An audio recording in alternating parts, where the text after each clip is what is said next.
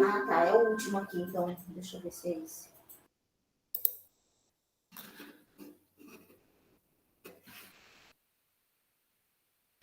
Bom, vamos lá. Então, boa noite.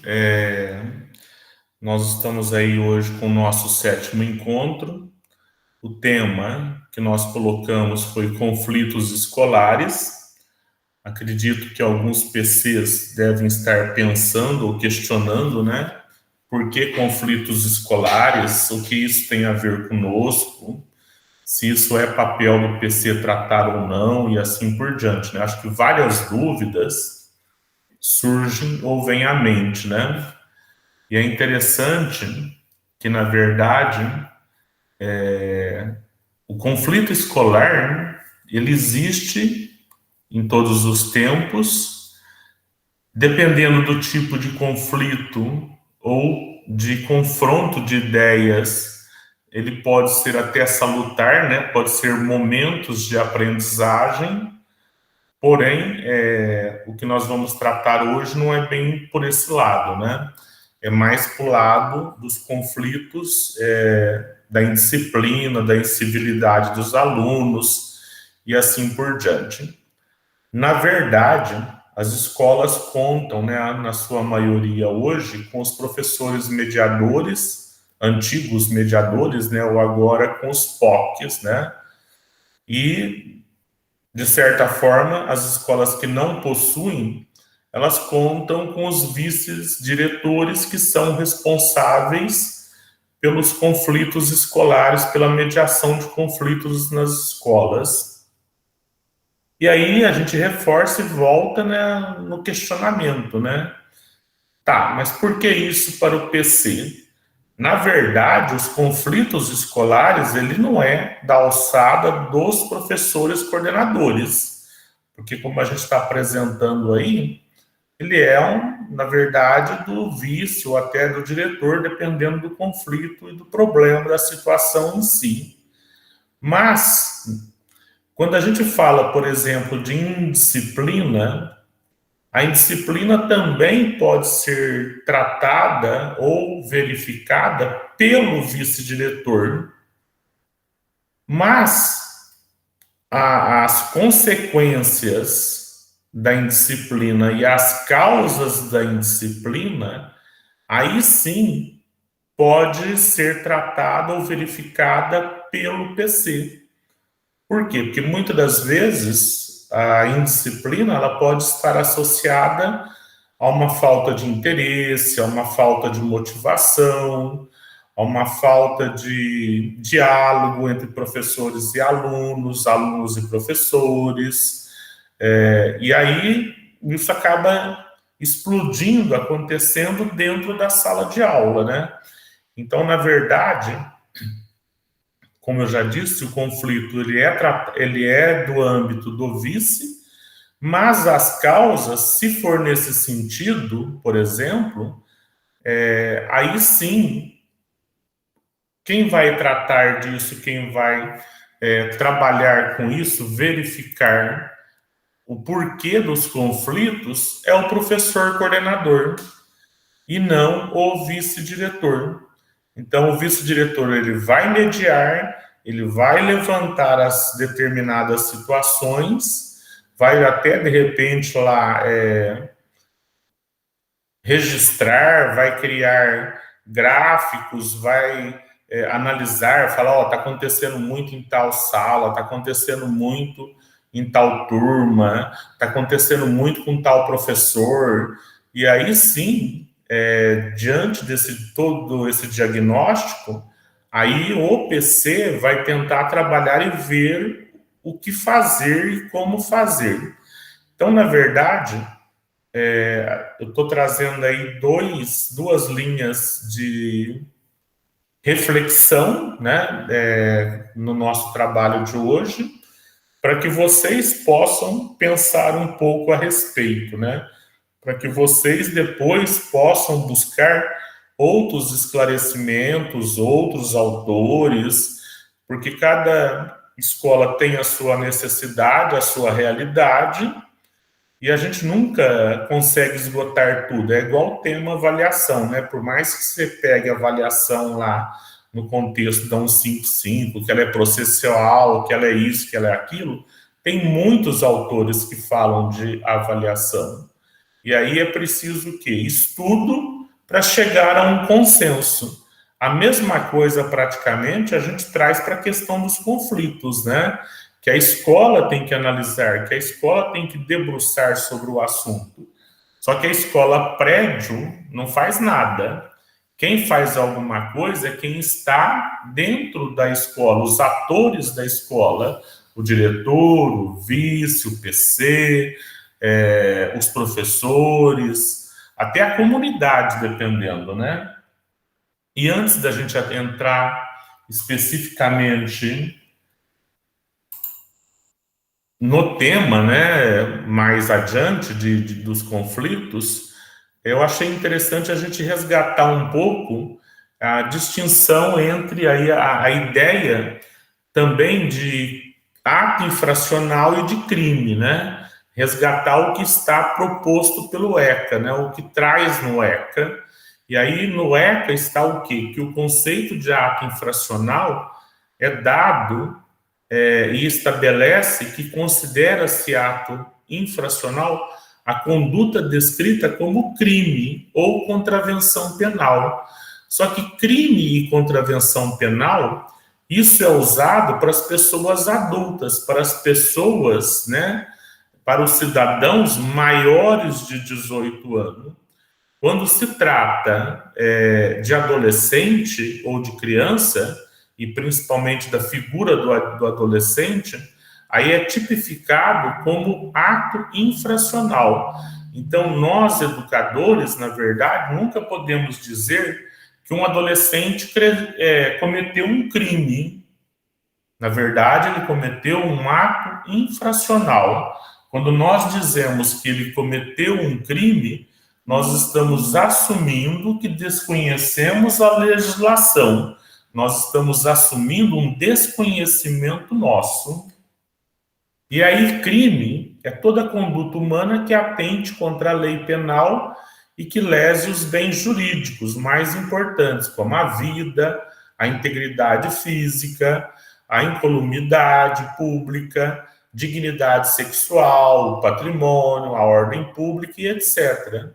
Então, observem que o primeiro item que traz aí praticamente, né, além dos bens jurídicos, além da questão que traz como bem jurídico, a vida é o bem mais forte que nós temos, é o que mais nós temos que zelar é pela vida.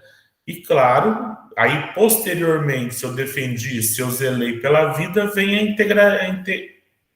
integridade física, tá? E aí sucessivamente os outros itens, né? Até a questão da dignidade sexual, ou até mesmo do patrimônio, ou da ordem pública, porque aí a gente também tem várias situações, né? E olha lá, exemplos de crimes: homicídio, aborto, lesão corporal, roubo, furto, estelionato, receptação, estupro, tráfico de drogas, porte ilegal de armas de fogo e etc. Né? Então a gente vê aí vários tipos de crime, cada um com uma situação diferente, né? Cada um tem a sua gravidade. Tecnicamente, eu penso que o pior é o aborto. Por quê? Porque o aborto, você está abortando, tirando o direito de vida de uma criança, de alguém que não tem sequer condições de se defender. Ou de tentar desviar, por exemplo, num caso, às vezes, de homicídio, de uma facada, de uma bala, e assim por diante. No roubo, no furto, que você se previne, no estelionato, que tem como você se prevenir para não deixar aquilo acontecer. Então, eu acho que o pior nesse sentido aí de todos os crimes é o aborto, mas a gente também não vai discutir isso, porque, na verdade, cada um pode ter uma opinião diferente e distinta, né? E se fosse falar de religião, então, piorou, né? Referem-se a infrações menos graves, são exemplos de contravenções penais. Então, olha que aí já não trata como crime, trata como infrações menos graves, que são as contravenções. E o que são as contravenções? É a perturbação do trabalho ou do sossego alheio, vias de fato, recusa de moeda de curso ilegal, jogo de azar, jogo do bicho, mendicância, importunação ofensiva ao pudor, embriaguez. Então, veja só, se a gente falar que um adolescente furtou dentro da escola, se a gente falar que um adolescente está perturbando a sala de aula, está atrapalhando o trabalho do professor, o máximo que a gente poderia dizer é que ele está cometendo uma contravenção penal, né, supostamente, ou um crime, mas, na verdade, nem contravenção e nem crime. Ele está cometendo um ato infracional. Diríamos, se fosse um adulto. Por se tratar de um adolescente ou uma criança, como já dito, é um ato infracional, né? E aí, simplificando o conceito de ato infracional, pode-se dizer que os atos infracionais são os crimes e contravenções penais praticadas por crianças ou adolescentes. Recebem nome diferenciado, uma vez que o tratamento também é diferenciado. E, na verdade, né, se a gente fosse pegar lá o ECA para ver, para estudar, para ver a fundo, nós iríamos perceber que realmente é totalmente diferenciado o tratamento, né? Você tem que tomar cuidado com exposição, você tem que tomar cuidado, até a polícia, né? Não pode algemar, não pode isso, tem uma série de requisitos que tem que ser cuidados para não acontecer. E aí, reforçando a ideia de que ele cometeu apenas um ato infracional. Por mais grave que seja o exemplo de tirar uma vida, ele não é um criminoso. Ele é um cometedor de ato infracional. Tecnicamente e juridicamente falando, né? Isso é pelo ponto de vista material e legal. Não vamos falar das questões religiosas e espirituais, porque aí fica mais complicado, né? Então, olha lá, crime, conduta humana muito grave que ofenda bens jurídicos importantes. Exemplo, homicídio, roubo, furto, estupro, tráfico. Então, isso é crime. Contravenção penal, conduta humana menos grave, que ofenda bens jurídicos importantes. Jogos de azar, perturbação do sossego. Ato infracional são os crimes e contravenções penais praticadas por menores de 18 anos. Então, esse slide, ele resume praticamente tudo que nós falamos até agora, né? Poderia praticamente ter colocado só ele e ter discorrido tudo que nós discorremos e apresentamos nos slides anteriores. E aí, a diferença entre ato infracional e infração disciplinar, que também tem diferença, né? A gente vai perceber a questão do ato infracional e da infração. Os atos de indisciplina consistem no descumprimento das normas fixadas pela escola. E aonde que estão essas normas? No regimento, né? Então, olha lá, por exemplo, desrespeitar os colegas e professores, atrapalhar o andamento das aulas, tais condutas violam as regras de convivência, mas não obrigatoriamente estão tipificadas e descritas nas leis penais, porque o Código Penal, ele vem de encontro com os crimes e as contravenções penais. O Estatuto da Criança, ele trata isso de forma diferente e como ato infracional. E aí, nós temos então agora a diferença entre ato infracional e indisciplina. Por quê? Porque o ato infracional tem uma tipificação, está no Código Civil Penal, né, e todas as outras legislações aí, né, até mesmo do próprio ECA, Estatuto do Idoso e assim por diante. E, consequentemente, o ato de infração disciplinar, ele está proposto na onde? Ele está proposto no regimento escolar. Que aí, normalmente, a escola tem lá todos os deveres, as obrigações, os direitos, o que é permitido e o que não é permitido.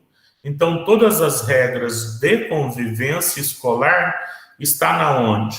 Está previsto no regimento. O regimento, ele faz o quê?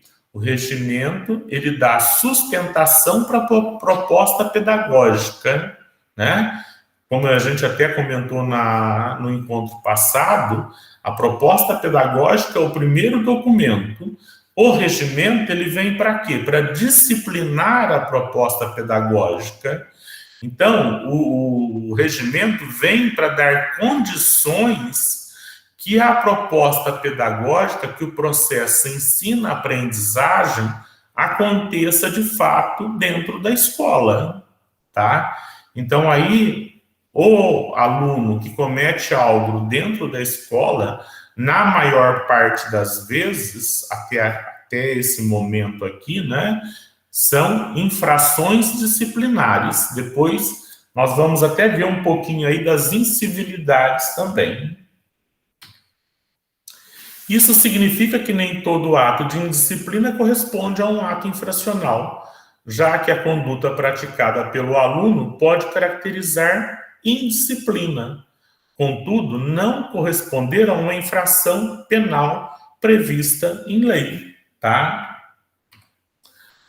Uma ofensa a um professor no ambiente escolar, dependendo do tipo e da forma como for proferida, pode ser simples, infração disciplinar, e, ao mesmo tempo, ato infracional, análogo aos crimes contra a honra. Por quê? Uma desobediência, você tá louco, não sei o quê, dependendo, é um ato de indisciplina, de desrespeito, ou até de incivilidade. Porém, quando tem um cunho sexual, um assédio do aluno para um professor ou uma professora, quando tem uma discriminação racial e etc., aí sim pode ser um ato infracional. Então, por isso que uma coisa é indisciplina, outra coisa é o ato infracional, e o ato infracional, ele está, a gente vai ver, já vou até projetar a próxima figura. O ato infracional, ele pode estar dentro da indisciplina, mas essa figura nós não poderíamos fazê-la ao inverso. Por quê? Porque nem toda indisciplina é um ato infracional. Então, o ato infracional, ele pode estar associado e juntado aí nessa situação, ou ser considerado também como um ato de indisciplina. Por quê? Porque tudo que acontece, além das regras previstas dentro da escola, é um ato de indisciplina. E se essa ação ou algo que acontece que seja um suposto crime, ou, melhor dizendo, um ato infracional, aí sim a gente tem uma tipificação diferente. Aí sim, dependendo, isso está previsto em outras legislações, como no Código Civil Penal, por exemplo. Outra diferença entre ato infracional e o ato de indisciplina é que o primeiro é identificável perante a legislação penal vigente, enquanto o segundo deve estar regulamentado nas normas que regem a escola, geralmente no regimento interno da instituição. E aí a escola tem que tomar o cuidado num detalhe. Tem escola que às vezes coloca lá numa folha as regras da escola, né? Regras de convivência. E às vezes eu já vi isso em escola no meu passado, do pai assinar, de entregar cópia, etc. Mas tudo que estiver nessas regras de convivência tem que estar de acordo, tem que estar dentro do regimento.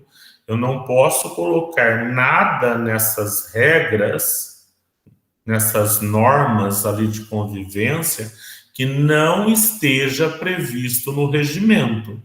Tem que ter consonância, tem que ser praticamente essas regras ou normas, tem que ser um recorte do regimento, tá?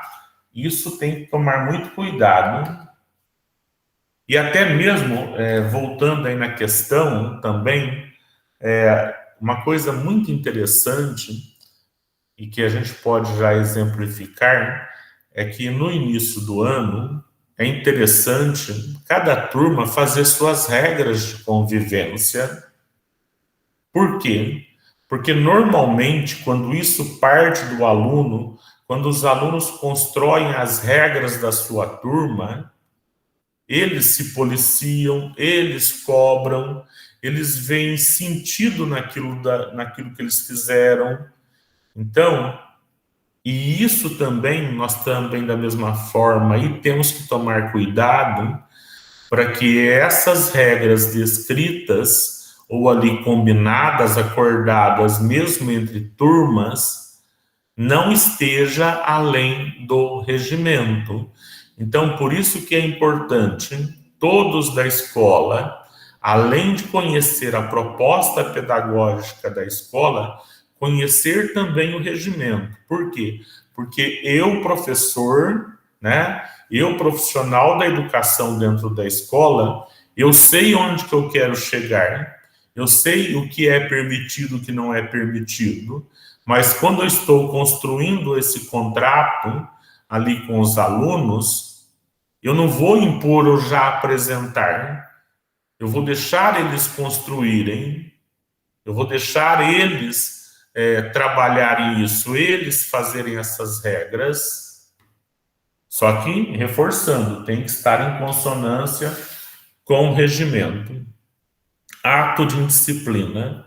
Descumprimento das normas fixadas pela escola por parte dos alunos. Previsto onde? No regimento escolar. Enquanto a gente vê lá, ó, ato infracional, crimes e contravenções penais praticadas por menores de 18 anos. Aonde que está isso? Na legislação penal. A ato de indisciplina, ele é mais amplo e menos grave. O ato infracional, mais restrito e mais grave. Os exemplos, o ato de indisciplina, desrespeitar colegas, violar regras em sala de aula e assim por diante. O ato infracional, ameaçar e agredir o professor, ameaça e lesão. Quais são as consequências, né, em ambos? Para um ato de indisciplina, sujeitam o aluno a um procedimento disciplinar no âmbito da escola. Esse procedimento disciplinar no âmbito da escola tem que se tomar muito cuidado também com determinados regimentos e com determinadas atitudes, tá? Por quê?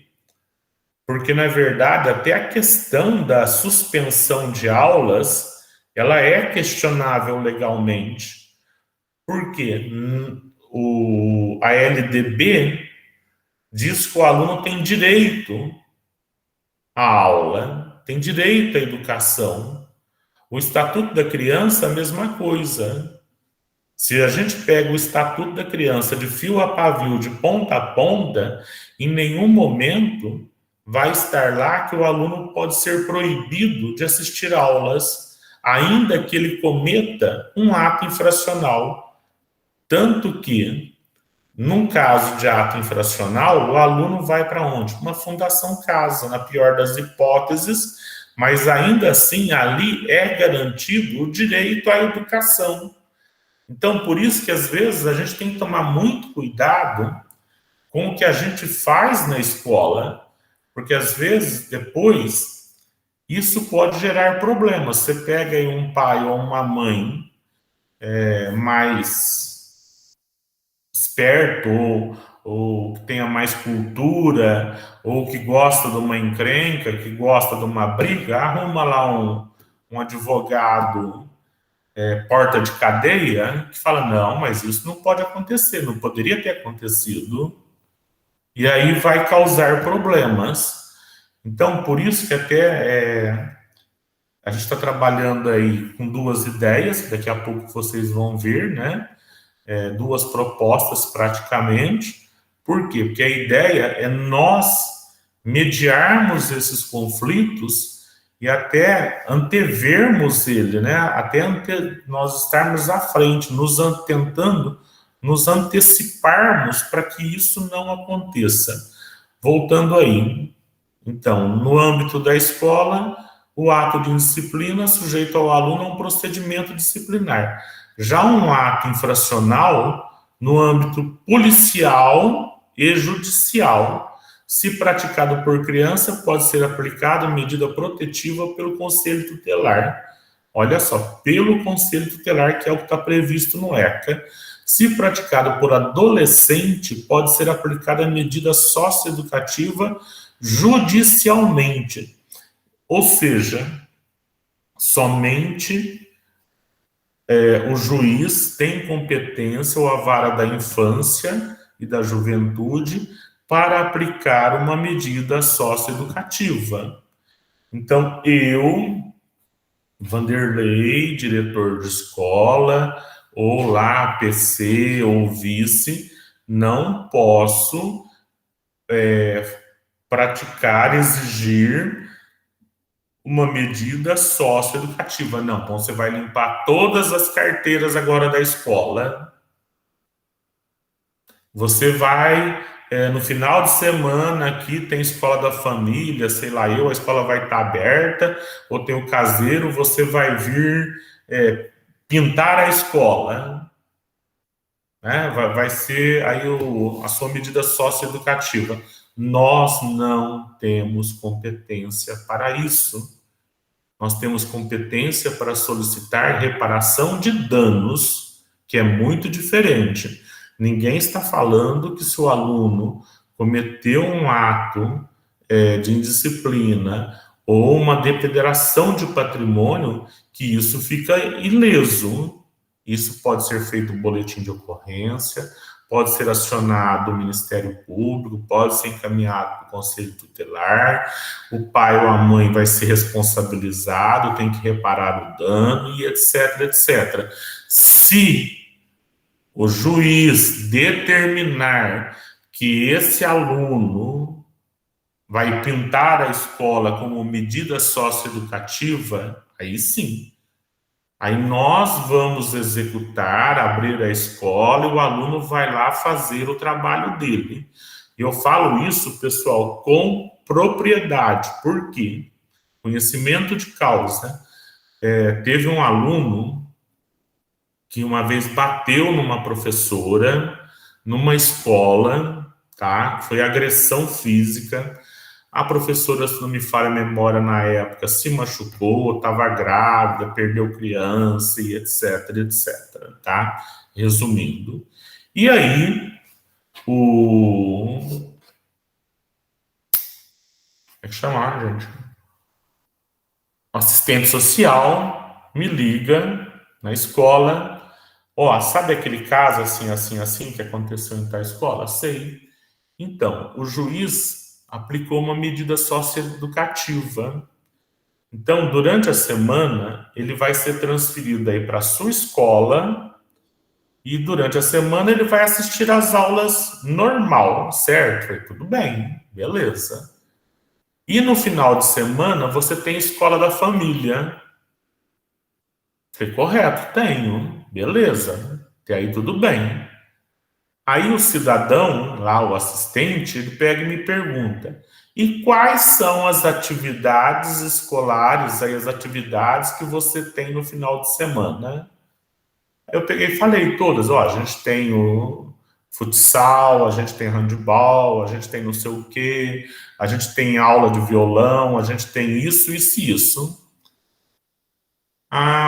E na sala de informática você não tem nada? Eu falei, tem também. Tem um ex-aluno que vem aqui, que faz uma aulinha aí de 1 hora para ensinar as crianças a trabalhar com computador, etc, etc.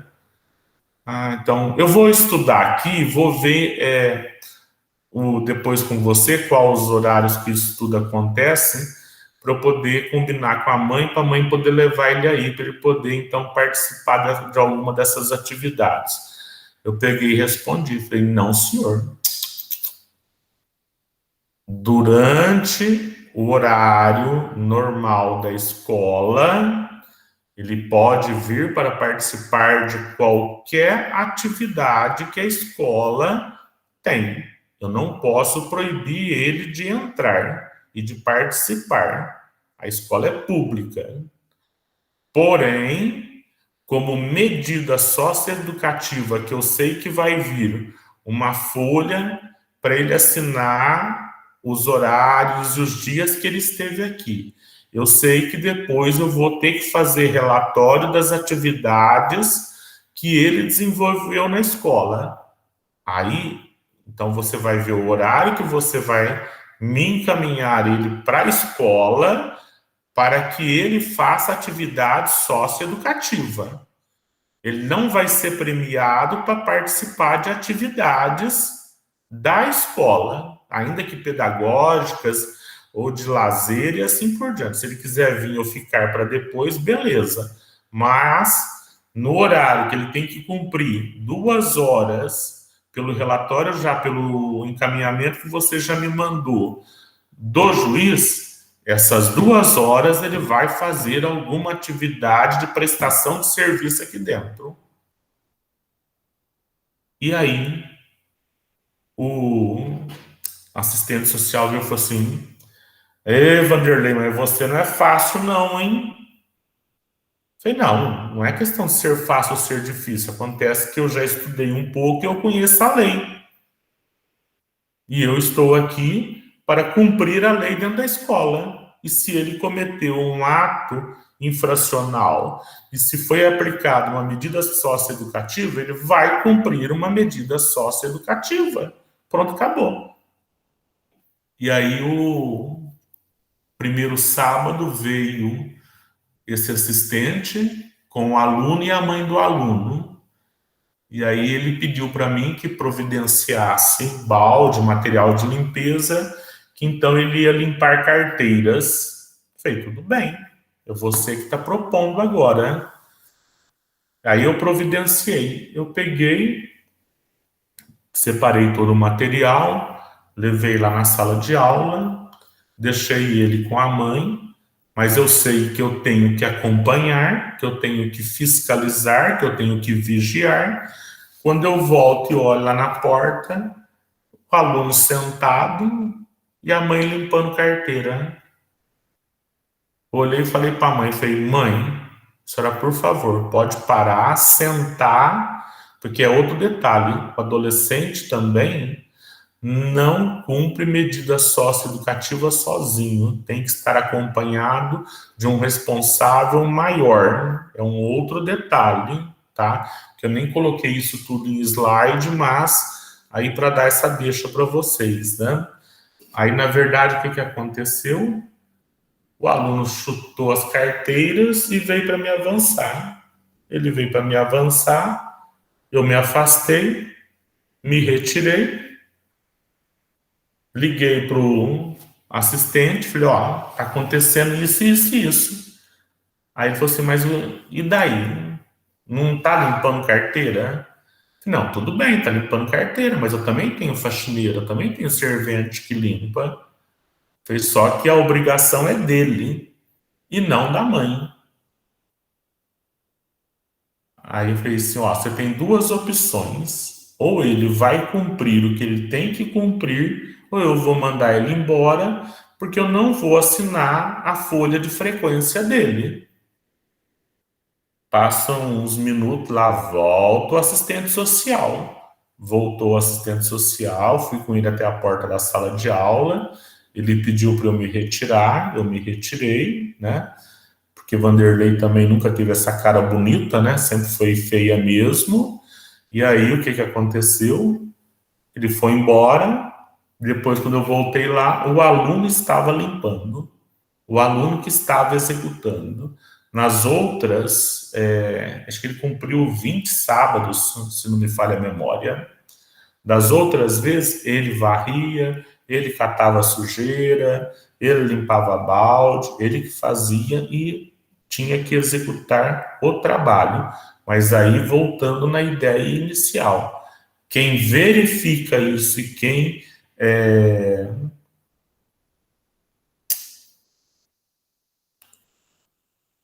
aplica a medida é o Ministério Público, é o juiz, não somos nós. Nós não temos essa competência. Então, por isso que nós temos que tomar cuidado com algumas atitudes nossas, né? E aí eu volto a repetir, a gente traz esse tema, a gente acaba sabendo, né? A gente vive essa realidade, muitas das vezes o diretor da escola não está, o vice não está, né? Dependendo da situação da escola, e quem acaba assumindo aí o rabo de foguete é o PC. PC, fique esperto. PC, aprenda. Se o diretor, no dia dele, na hora que ele está lá, ele comete ou ele se arrisca a fazer determinadas coisas, problema dele. E ainda assim reze para nunca isso vir à tona ou ir para um jurídico, porque se vier também for, eu sei, eu vi, verifiquei e também fui conivente, porque eu também sei que não pode e também não fiz nada, eu acabo tendo aí uns respingos aí de tinta. Na hipótese de prática de ato infracional por uma criança, ela é menor de 12 anos, se submete às medidas protetivas previstas no artigo 101 do ECA, sem qualquer espécie de privação de liberdade. Olha só, então, a gente tem aí uns pontos que a gente acha positivo e negativo do ECA, mas eu volto a reafirmar, né? Nós somos um país continental com muita diversidade. Então, o ECA, embora para algumas regiões a gente pode achar que foi ruim, mas para muitas regiões foi excelente nós termos um ECA, tá? Já o adolescente, autor de ato infracional entre 12 e 18 anos, fica sujeito a tratamento mais rigoroso, com a aplicação de medidas socioeducativas, sendo possível o encaminhamento policial ou diretamente ao Ministério Público e sucessivo encaminhamento judicial. Então, aconteceu alguma coisa dentro da escola, um ato infracional. O que eu faço? Quais providências eu tomo? Chamo a polícia, comunico conselho tutelar e comunico os responsáveis. Qual que eu faço primeiro, pessoal?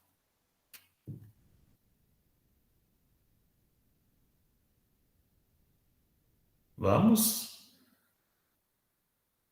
As colaboradoras hoje não querem abrir a boca. Os três, pessoal, os três juntos. É praticamente como não tem qual que tem que ser o primeiro.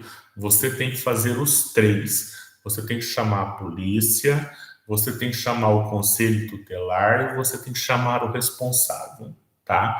Não é chamar apenas a polícia, ou apenas o conselho tutelar, ou apenas o pai. Você tem que acionar os três, tá? É quase que instantaneamente. Se tivesse três telefones e se desse para uma pessoa ligar para cada um, beleza. É o correto. É acionar os três, tá? Já que vocês não quiseram nem abrir a boca, mas tudo bem. É de absoluta importância frisar que o encaminhamento à polícia e ao Ministério Público deverá ocorrer nos casos mais graves, delicados, em que a solução disciplinar não se mostrou satisfatória.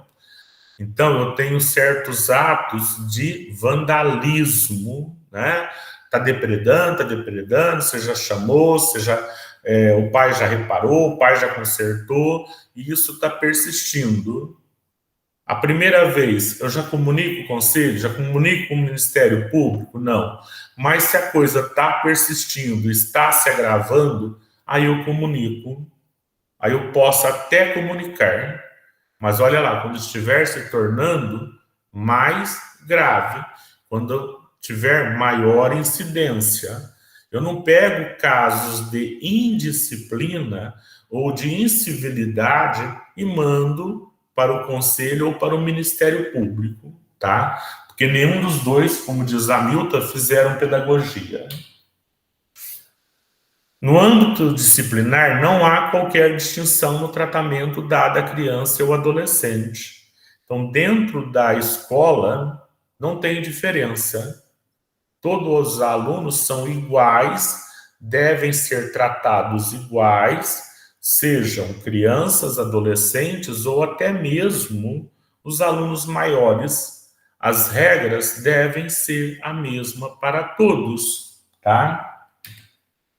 E aí, pessoal, a gente vai sair agora um pouquinho dessa ideia, né, que eu acho que agora já ficou claro, o que é ato infracional, o que é crime, o que é cometido, o que não é cometido, o que é um ato infracional, o que é uma indisciplina, né? Nós vamos falar um pouquinho, não sei se vocês já ouviram falar da autora, da doutora Thelma Vinha. Ela é uma pesquisadora, ela é da Faculdade de Educação da Unicamp, e ela faz muitas pesquisas e acompanha algumas escolas na região de Paulínia, escolas municipais e escolas de uma determinada região de Campinas. E ela trabalha muito essa questão dos conflitos interpessoais na escola e a aprendizagem da convivência. Então, eu vou trazer um pouquinho das ideias, né, da pesquisa que ela faz, das propostas que ela traz para a escola trabalhar, que eu acho muito interessante. É um trabalho que nós fizemos já em Sumaré, quando eu passei lá por Sumaré, e depois, inclusive, nós tivemos um seminário, né, uma palestra com a Thelma Vinha pessoalmente, que foi muito bom. O pessoal na época adorou. E aí a Thelma Vinha, ela traz muita questão das incivilidades. E aí o que são as incivilidades? São as microviolências ou as pequenas agressões do cotidiano que se repetem constantemente no interior da escola. Então, muito do que acontece na escola, na verdade, talvez nem seja indisciplina, é mais falta de civilidade, é incivilidade. E aí ela traz os tipos de incivilidade, para a gente ter aí algumas ideias, né?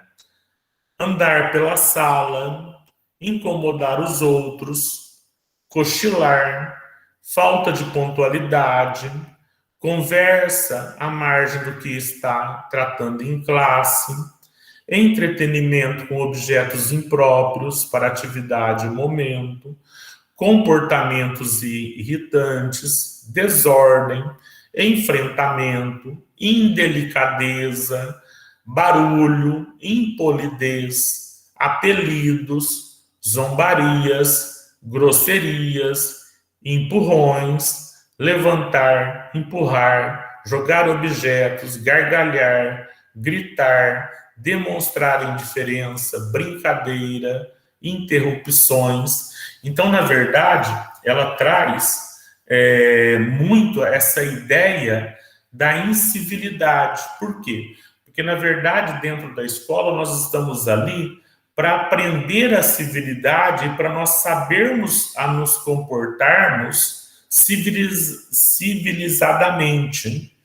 Então, tudo que acontece no contrário disso é tratado por ela como incivilidades. E eu entendo e acredito justamente isso mesmo. Acho que foi a Juliana que escreveu que quer ler. Eu tenho um materialzinho dela, depois tem alguns... Gente, se vocês depois... Eu até coloquei no último slide, já antecipando, para vocês fazerem buscas no Google. Tem muitos resumos dela, tem muitos vídeos, palestras, entrevistas com ela, que ela trata isso com uma sutileza, com uma propriedade que fascina ouvir ela conversando e falando de tudo isso. Continuando então, incivilidade são atentados cotidianos e recorrentes ao direito de cada um se ver respeitado ou pequenas infrações à ordem estabelecida, tais como a falta de polidez, as transgressões dos códigos de boas maneiras ou da ordem, diferenciando-as de condutas criminosas ou delinquentes. Então, eu dentro da aula, o professor está explicando, eu levanto para apontar o lápis. É momento de eu apontar o lápis? Isso é indisciplina? Não, isso é incivilidade. Meu colega está lendo um texto, eu pego e cutuco o colega. É um momento adequado? É civilizado eu fazer isso? Não, eu não teria que respeitar. Então, isso é uma incivilidade.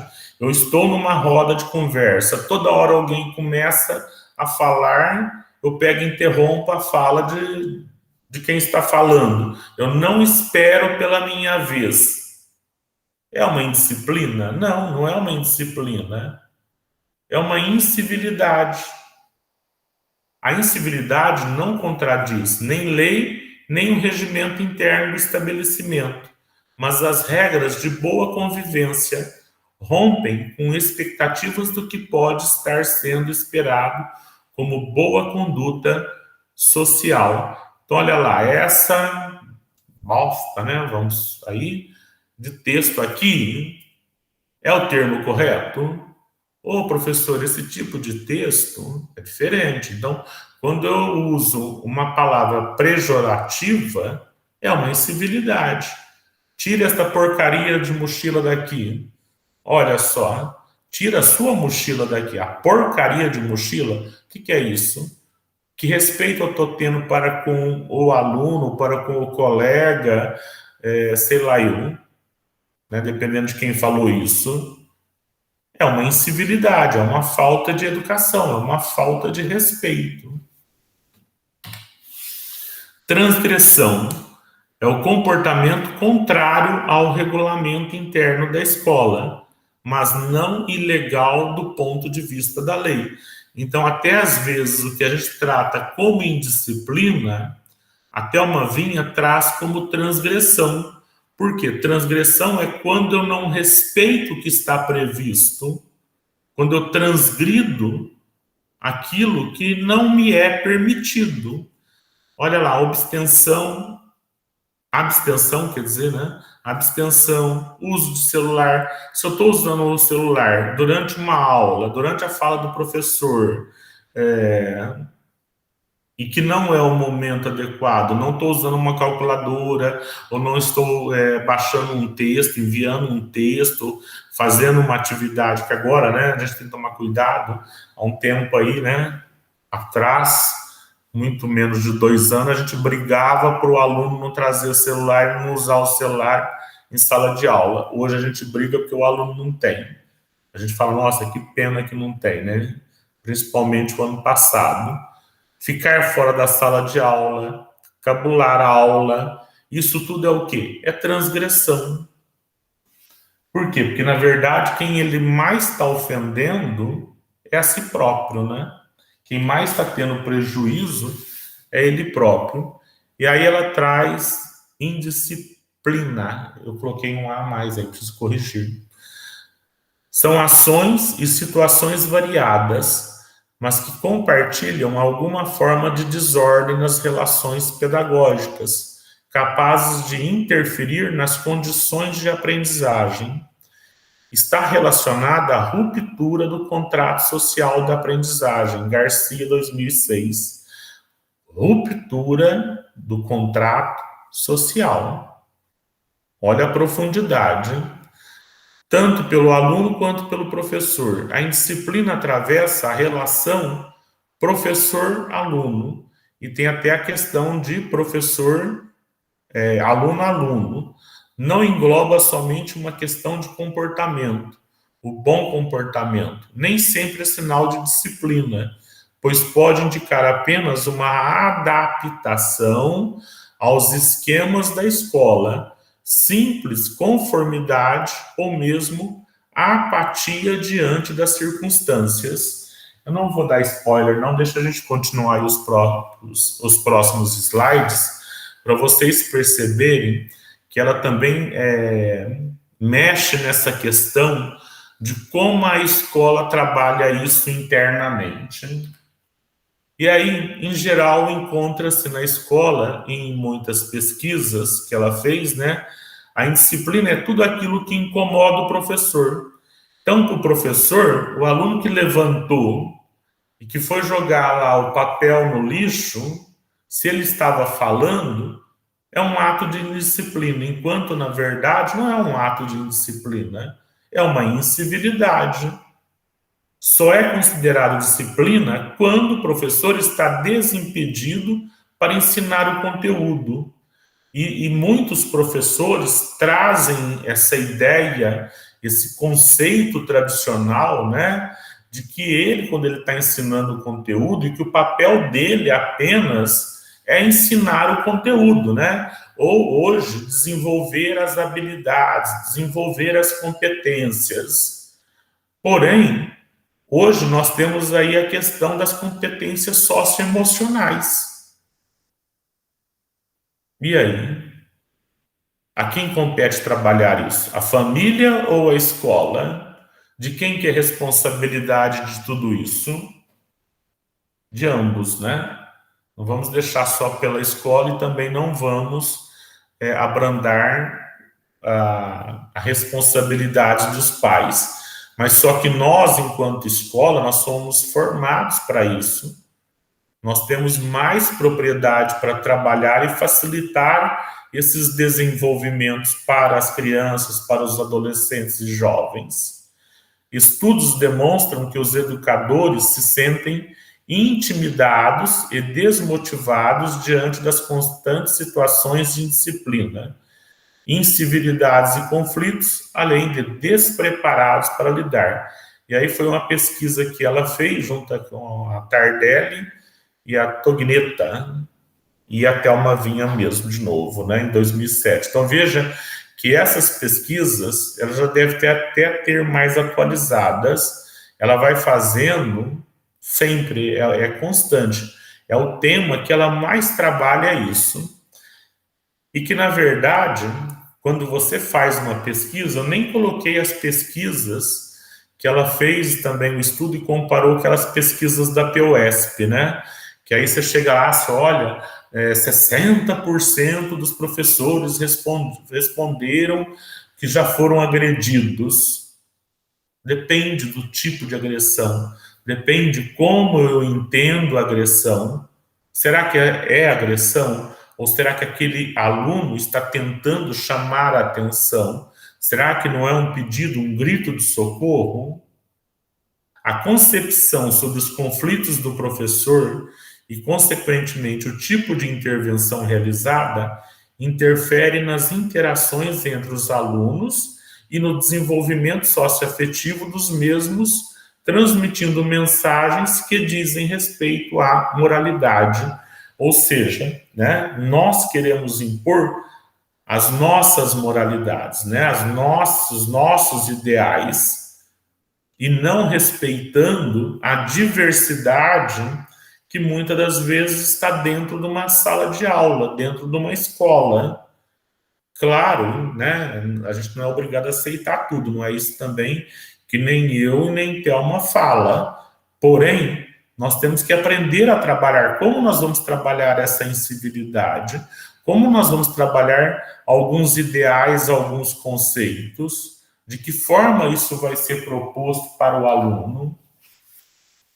E olha lá, pesquisa sobre os conflitos interpessoais também na escola, em 2003 e em 2007.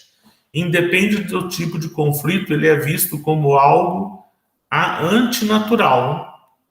Gente, nós não podemos esquecer que ninguém é igual a ninguém. Nós não podemos esquecer que nós temos opiniões distintas, né? Isso está muito evidente hoje para nós. Quanta gente aí apoiando o Bolsonaro e quanta gente que não apoia o Bolsonaro. E quanta gente brigando, quanta gente perdendo amizade. Paz é a ausência de conflitos. Então, ela traz essa ideia de que se a gente imaginar que tudo está muito sereno, está em paz, que não há, na minha escola não tem conflito nenhum. Mas nem o mínimo, nenhum tipo de conflito. Se não tem conflito, então algo está errado. Por quê? Porque nós não somos homogêneos. E a partir do momento também que não se tem conflitos, o que acontece? Não há aprendizagem, eu não aprendo com o outro, eu não cresço, né? A gente não, hoje, né, aí nos nossos cinquentão, a gente não vê que a gente aprende com as dificuldades, a gente aprende com tudo. Tudo é momento de aprendizagem. Então, dentro da unidade escolar, a escola é um espaço específico de aprendizagem. A vida é uma aprendizagem e a escola é um espaço único. Só que para trabalhar o quê? Os conhecimentos adquiridos culturalmente. Para trabalhar determinadas competências e habilidades hoje. Que as famílias talvez não tenham tempo e não tenham condições. Esforços em 3 direções: conter, evitar e ignorar. Ela também traz muito essa ideia de que a escola fica preocupada com a contenção. Então, a escola se enche de regras, se enche de cadeados, se enche de critérios, né? Mapa da sala de aula. A maior parte, pessoal, que a gente verifica numa escola, pelo menos do que eu já vivenciei, é muito raro a gente ouvir falar que dentro da unidade escolar X existe um mapa de sala de todas as salas e que aqueles mapas de sala estão feitos de forma que um possa ajudar o outro, que eles estão relacionando, colocando, por exemplo, como se fosse um agrupamento produtivo. A maior parte das situações de mapa de sala de aula é justamente isso daí, é o conter, né? Para que não tenha o problema, para que não tenha os conflitos, é evitar que os conflitos aconteçam e ignorar que existem conflitos. Ignorar que, às vezes, dependendo do conflito, ele pode ser um momento de aprendizagem.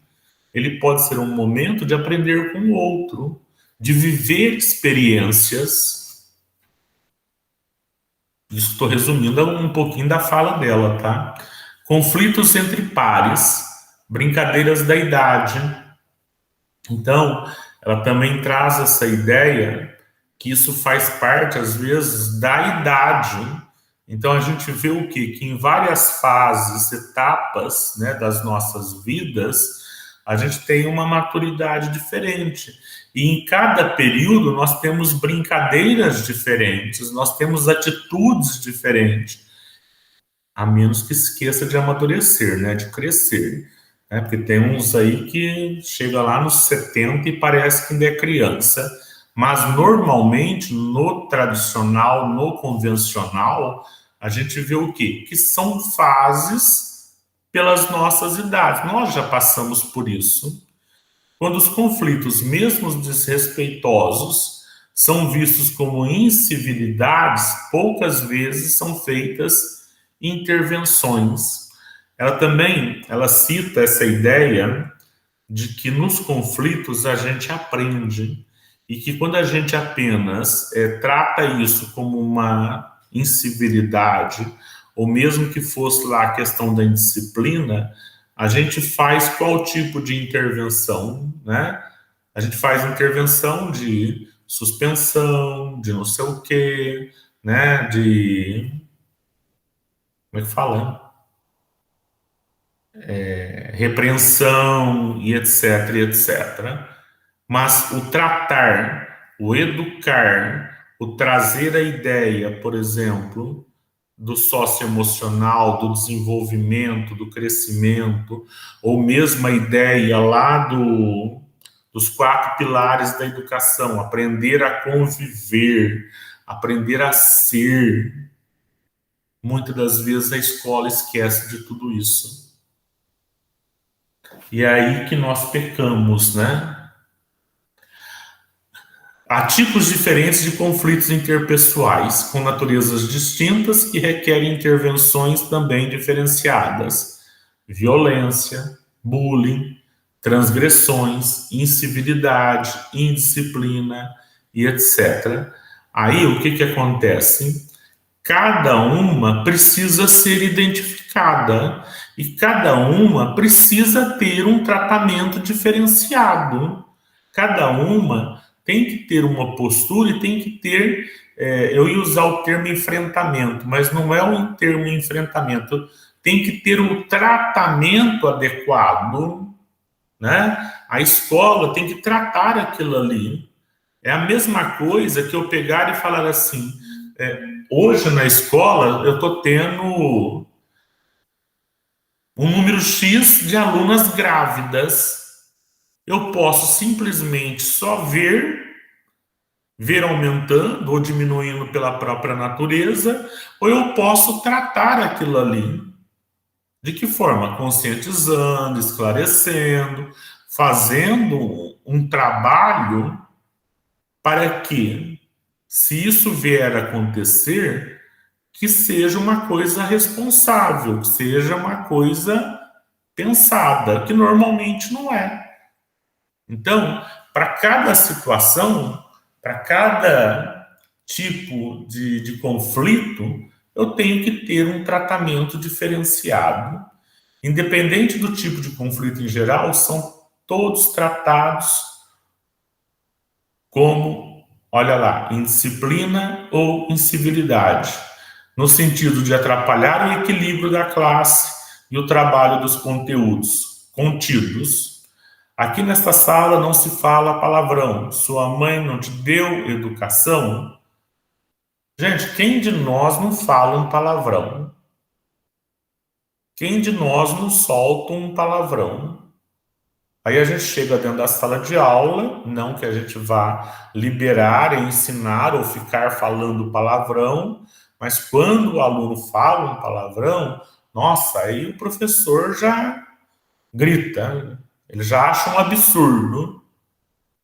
Mas às vezes ele é o próprio palavrão em si, ou as incivilidades que são ignoradas aí. Assim, para conter os conflitos, o que a gente normalmente faz? Aumento de regras, punição e controle. Contratação de mais funcionários. É o que mais, às vezes, a escola reclama. Eu preciso de um funcionário, 2 funcionários por corredor, eu preciso de funcionário para olhar o banheiro, porque estão pichando o banheiro, eu preciso de funcionário para olhar a pátio, eu preciso disso, eu preciso. E o tratamento, a formação individual mesmo, não está sendo feito nada. Solicita um retorno da disciplina de moral e ética nas escolas. A gente vê até professores, né, falando que tinha que ter aula de moral, não é nem a educação moral e cívica, não, aula de moral mesmo, aula de ética. depende onde que eu quero chegar, depende o objetivo que eu quero dessa disciplina, se é apenas para contenção, se é apenas pensando em livrar de problema, então nós estamos no caminho errado. Ética, vacina e não remédio. Então, olha só, ela também fala dessa questão, né, que a ética, ela pode ser uma vacina, mas ao mesmo tempo ela pode não ser um remédio. E aí a gente está pensando o quê? Apenas na autorregulação, ou seja, que o conflito não aconteça, que eu não tenha nem disciplina, nem civilidade, muito menos o ato infracional, e que eu dê minha aula bonitinho, belezinha, né? Que eu ache e pense que eu consegui ensinar e formar o aluno. Formar o quê? Auxiliar ele em quê? A escola se isenta de revisão interna, lamenta a estrutura familiar, sociedade, a personalidade dos alunos. Então, ela lamenta tudo isso. A estrutura, lamenta a sociedade, lamenta a personalidade dos alunos. Mas isso por si só basta eu reclamar? Que tipo de aula eu dou? Que tipo de trabalho eu faço dentro da unidade escolar? Gente, eu estou fazendo um esforço tão grande para não falar do PEI, vocês não têm noção. Por quê? Porque no PEI tudo isso é trabalhado de uma forma diferente, tá?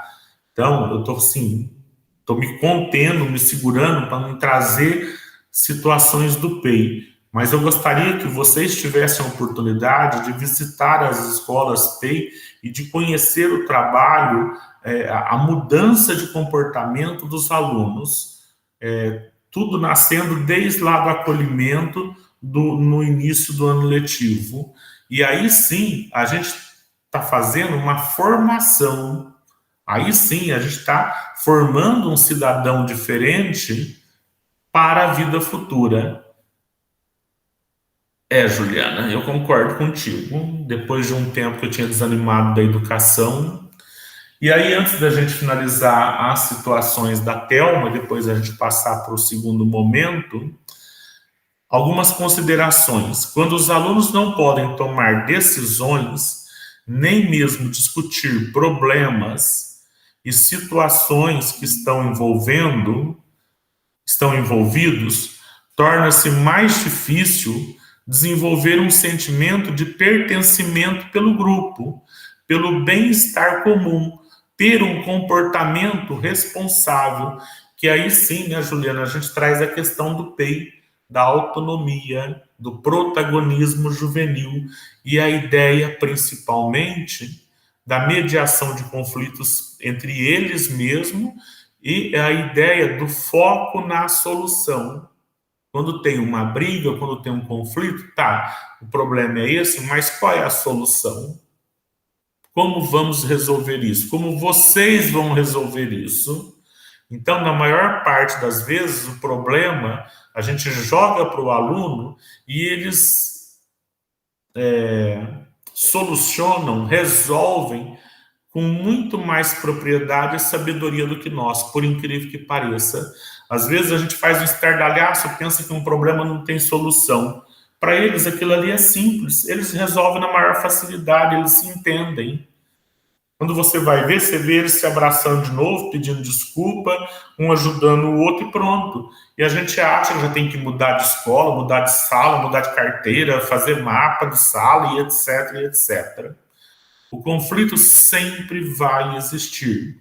Contudo, nas escolas mais cooperativas, abertas ao diálogo, onde se estabelece uma relação de respeito mútuo, tais problemas são lidados de outra forma, reduzindo a agressividade e favorecendo o desenvolvimento do autorrespeito e do respeito pelo outro. E a Thelma, pessoal, eu nem coloquei aí, nem trouxe para a gente, mas ela trabalha muito a questão da assembleia, ela trabalha muito a questão da mediação, até com rodas de conversa. rodas de solução de problemas. E isso, a gente já tem vários autores que trabalham isso e que a escola, às vezes, precisa aprender a trabalhar isso e colocar, como a gente vai ver daqui a pouco, né, como diz o Gus, o peixe na mesa. Coloca o peixe na mesa lá e deixa os alunos resolverem. E deixa os alunos se entenderem. Se eles criaram o problema, ouviram o problema, agora eles têm que aprender a desenvolver a solução do problema. Né? Sugestão, que eu tinha comentado agora há pouco, né?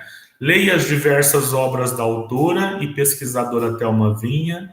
Pelo Google vocês encontram diversas pesquisas e também diversos vídeos, diversas entrevistas com a participação dela, tá? E aí agora, falta pouco para nós, né? Eu vou falar rapidamente da proposta do Guzzo, do Jorge Guzzo, que inclusive ele participou de 2 lives ontem e hoje no CMSP, né? E o Guzzo, embora ele não seja da área da educação, ele traz uma ideia muito interessante, né? Por que a gente tem o conflito? Por que o aluno é desinteressado? Por que o aluno é indisciplinado? Porque ele quer chamar a atenção das pessoas, né? Porque ele não tem conhecimento. Muitas das vezes, né, a gente vai pesquisar, às vezes o aluno tem problema de audição, o aluno tem problema de vista, o aluno tem dificuldade de aprendizagem. E quando tudo isso acontece, e ninguém percebe tudo isso, e ele vai passando, né? Muitas escolas aí, principalmente as primárias, onde muitas situações seriam percebidas, porque eu, quando trabalhei com escola de anos iniciais, eu aprendi a fazer teste e fiz com os alunos lá da educação primária o teste de acuidade visual, fiz o teste de acuidade auditiva, né? Às vezes o professor percebia alguma coisa, ele já falava para mim, Vanderlei, ó, faz o teste com esse aluno, usa lá, pega o seu material e faz isso, porque eu estou desconfiado que ele está tendo algum problema. Então, a gente tem tudo isso para ser trabalhado, só que nós não trabalhamos tanto quanto nos iniciais, mas às vezes a gente recebe esse aluno que veio lá dos anos iniciais e agora, tecnicamente, né, pessoal, o ano que vem, os nossos alunos do 3º ano, do 6º ano, nós vamos receber, na verdade, no 6º ano, os alunos do 3º ano. Por quê? O 4º, o ano passado e esse ano, é período de pandemia. É período que muitas escolas municipais mal entregaram atividades para os alunos. E esses alunos foram aprovados. Então, se nós não aprendermos a refletirmos os nossos problemas, nós vamos ter um agravamento de desinteresse, de incivilidade, de indisciplina, e assim sucessivamente. E aí, trazendo a ideia do Guzzo, né? Por que o aluno quer chamar atenção? Porque cria uma história interessante, diferente. Porque se ele faz isso, se ele cria uma história interessante e diferente, daí as pessoas contam história para muitas pessoas. Normalmente, o que acontece? Os colegas da sala chegam e vão contar em casa para os pais. Se sua história é contada para muitas pessoas, o que significa isso? Para o aluno, ele atingiu o objetivo dele. Juliana, obrigado, viu? Fique tranquila. E aí, para ele, isso é o sucesso. O que ele quer? Ele quer chamar atenção. Então, sobre o ponto de vista do aluno, o sucesso dele é esse. Então, quando ele faz algo dentro da sala de aula, chamou atenção, ele viu que aquilo ali deu repercussão, ele viu que o professor explodiu, né? O professor gritou, o professor bateu porta, o professor, né, fez aquele estardalhaço. Pronto, é o que ele queria. Tudo que ele queria fazer era irritar aquele professor ou aqueles professores. Para isso, para ele já basta. E aí o que o Guzzo coloca, né? Que definitivamente a indisciplina não é sucesso, né, para o aluno. Se continuar assim, o que vai acontecer? Nós vamos dar bronca, nós vamos dar castigo, nós vamos tirar a internet, não vai deixar ir para balada. Já fizemos isso, que normalmente é o que a escola faz, chama o pai dá castigo, o pai faz isso, tudo aí que a gente comentou. Vai resolver o problema? Não. Consequentemente, se não resolve o problema, nós precisamos então fazer algo diferente. E aí, quando a gente fala em fazer algo diferente, é fazer algumas coisas diferentes e na verdade, são os combinados. Ou seja, como lidar com a indisciplina e desinteresse. Então, no exato momento do fato, qual é o primeiro combinado? Não reforçar o negativo. Não fazer o te peguei, né? O aluno está lá no celular, e vai, pá, peguei. O aluno faz lá uma atitude, o professor já grita, já fica nervoso, já chama atenção. Vai resolver? Não vai resolver. Então, o primeiro combinado é não fazer isso. Na hora da indisciplina, é ter calma, não falar nada, não criticar, não dar opiniões negativas. Você está errado, você é muito baguncento, você é muito isso, você me desapontou, mas é o que ele quer, né? Não criticar o fato, não dar opiniões negativas. Que coisa feia você fez, que ridículo que você fez, né? A gente fica tentando dar uma lição de moral. Vai resolver? Também não vai resolver. Então, o que o Guzzo coloca? Que o primeiro combinado é não reforçar o negativo, não fazer o te peguei e, na verdade, não reforçar nada disso. Se reagirmos, é demonstração que o aluno chamou atenção, que ele conquistou o sucesso dele.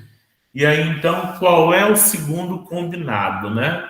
Como que a gente vai lidar? O que a gente vai fazer depois que o clima esfriar, que o problema acontecer, né?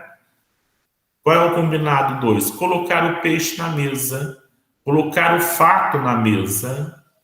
Então, depois de passado, depois de acontecido, depois que todo mundo já se esfriou e etc., a gente espera o momento certo, todos calmos e frios, a gente vai lá, coloca o peixe na mesa, fala o que aconteceu, sem criticar, né, o fato e a pessoa. E aí a gente pergunta o que ele acha, o que você acha sobre o que você fez.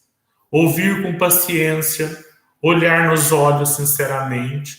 Se a conversa estiver indo bem, mostre solidariedade. Se aproxime, tente entender, né? Tente ver o motivo, tenta ver o que está causando. Qual é a causa, o motivo do aluno estar reagindo e fazendo aquilo ali. E continue perguntando e continue ouvindo. Então, tem que ter um diálogo, e um diálogo de muito mais ouvir do que falar. Muito mais ouvir e falar principalmente do que nós pensamos e achamos que é o moral, que é o ético, que é o correto, que é certo. E aí você faz o quê? Você constrói um combinado, né? Se a conversa não estiver indo bem, espere mais um pouco até esfriar. Deixe ele pensar, refletir e volte para o combinado 1. Porque não vai adiantar eu brigar de novo com o aluno, não vai adiantar eu discutir, não vai adiantar eu me exaltar, não vai adiantar eu dar um safanão no aluno, porque aí eu que vou estar perdendo a razão, né? Eu que vou estar cometendo um ato, daqui a pouco um crime, né? E aí a gente vai o quê? Para o combinado 3. Qual é o combinado 3? O que o Guzzo propõe, né, no combinado 3? É enfatizar o positivo. Por quê? É nós deixarmos de valorizar os atos de indisciplina, né, o que ele está querendo chamar a atenção, e começarmos a valorizarmos o positivo. Então, olha lá, prestar muita atenção em identificar as falas e comportamentos positivos, principalmente os primeiros e os pequenos. Então, quando você ver aquele aluno tendo uma atitude positiva, aí sim, ô Joãozinho, legal, hein? Gostei. Parabéns. Ô Maria, que legal, hein? Que bom, que bonito. Então, olha lá, logo em seguida do comportamento positivo, é o que eu estava falando já. Reforce o que foi feito. O que você fez, repita com detalhes o que foi feito, ou seja, é elogiar, é isso mesmo, parabéns, é isso, muito bom, fico orgulhoso de você. No momento certo, fale para outras pessoas o que aconteceu na frente dele. Peça para outras pessoas também elogiar. E às vezes, né, na sala dos professores, a gente chega com aquele climão, né? Tá aquele professor estressado, aqueles professores falando mal de alunos, né?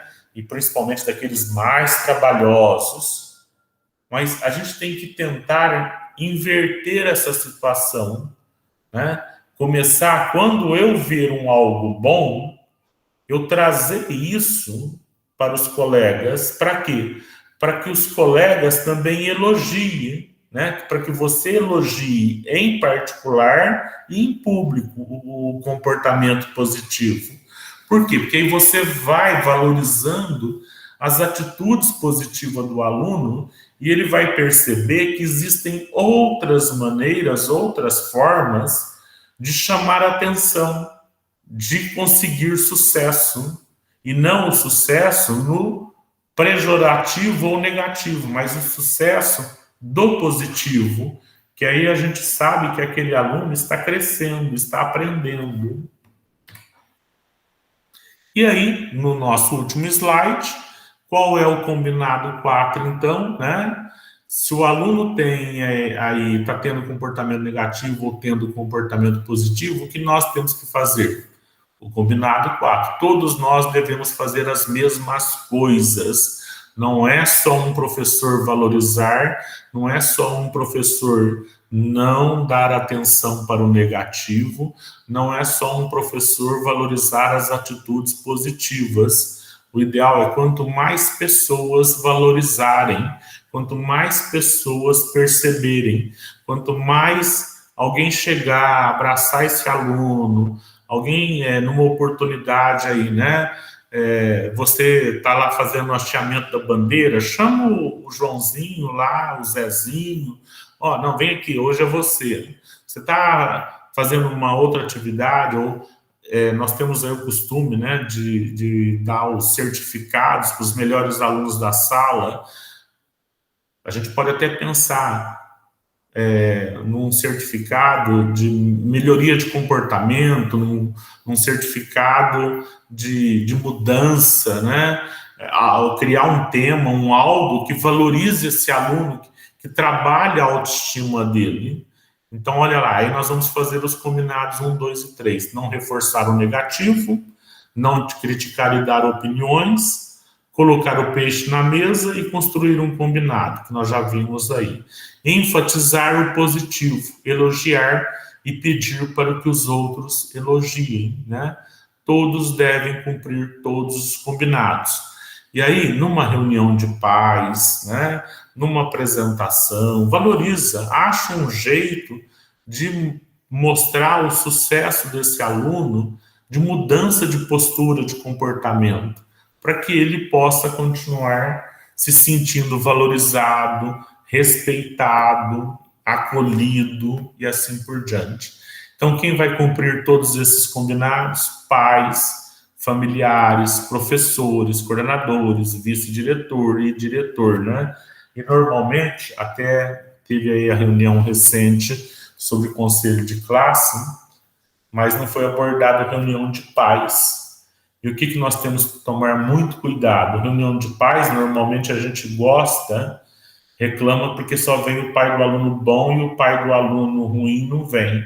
mas o pai do aluno supostamente ruim não vem por quê? Porque ele já sabe que vai falar mal do filho. Então, a partir do momento que esse pai aparece na escola e que eu mostro que ele está mudando, que esse pai perceba que ele também está mudando de comportamento em casa, e a gente começa a valorizar isso, a gente tem uma mudança de comportamento, de postura, consequentemente de educação desse aluno, consequentemente até no resultado do processo de ensino e aprendizagem. Pessoal, era isso que a gente tinha para o dia de hoje, principalmente essas duas reflexões aí sobre a Thelma e sobre o Guzo, né? Porque o Guzo também não fala da contenção, ele fala da valorização, né? Da gente tentar mudar essa postura. Eu acho que casa muito bem as duas situações. E a Thelma trabalha muito a questão, como eu já disse, aí das rodas de conversa, das assembleias e assim por diante. Eu acho que ambos os caminhos são muito viáveis dentro das nossas unidades escolares. Alguma dúvida, pessoal? Que a matraca aqui, a viola, não para. Alguma sugestão?